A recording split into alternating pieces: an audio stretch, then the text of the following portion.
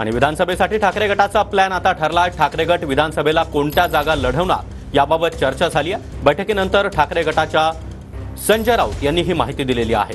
महत्त्वाची बातमी आपण पाहतोय, एक बैठक पार पडलेली आहे आणि त्या बैठकीमध्ये आता विधानसभेचा ठाकरे गटाचा प्लॅन ठरल्याची माहिती राऊतांनी दिली आहे। महाविकास आघाडीमध्ये शिवसेना कोणत्या जागा लढवू शकते या संदर्भात आम्ही चर्चा केली। माननीय शिवसेना पक्षप्रमुख उद्धव ठाकरे साहेब होते, अनिल देसाई होते, अनिल परब, शिवा देसाई, सुनील प्रभू, राजन विचारे असे सगळे प्रमुख लोक आम्ही होतो आणि साधारण आम्ही सकाळपासून चर्चा केली आणि शिवसेना ज्या जागा खात्रीनं लढेल किंवा ज्या सिटिंग सीट आमच्या आहेत त्याच्यावरती आम्ही सविस्तर चर्चा करू। महाविकास आघाडीमधून तिन्ही पक्ष एकत्र लढतील।